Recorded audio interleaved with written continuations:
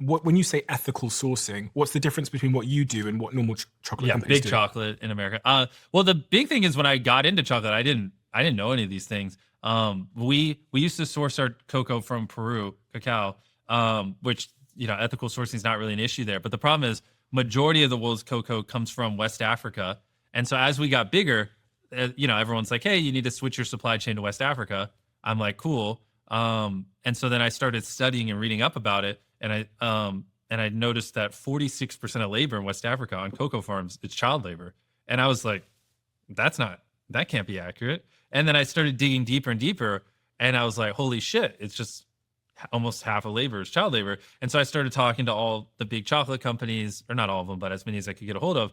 And I was like, so what do you guys do about this whole child labor thing? And they're constantly just telling me, like, it just is what it is. That's how chocolate always has been. And I was like, whoa, you guys make like $1 billion a year in profit. You don't see an issue with that being on the back of little kids? And they're like, no. And then I have this crazy clip on, cause I have a documentary guy, I think you saw him, Jeff, who follows me around. Crazy clip where I'm meeting with like a big, I gotta be as vague as possible because they're gonna murder me if we got time back to them, but like a big supplier, we'll just leave it vague like that.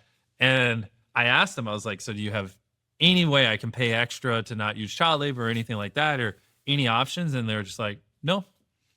And my literal documentary guy is just like filming, and I'm in like this big boardroom, and I look at the camera, I'm like, holy shit, they just said that on camera. And so I did all this research, and it was just like, yeah, no. And especially in America, like there's some European chocolate brands that try, but in America, like, really no one really cared. I mean, there's plenty of options and plenty of time to fix it, plenty of money to fix it. So that just kind of honestly pissed me off, and like that. So then I just was like, how do we solve this? And so then it sent me down the rabbit hole.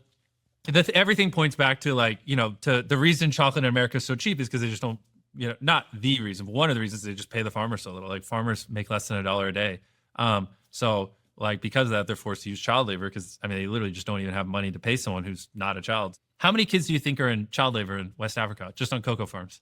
You might have saw it in that 5,000? No, it's 1.5 million. You're joking. Yeah, it's over 1 million. It's crazy. So what we need to do is we need to, in my head, get to $1 billion a year in revenue as fast as possible while being ethically sourced and being profitable. A big part of it is we have to be profitable while doing it, because then I can point and go, look, we achieve scale ethically and we're making money.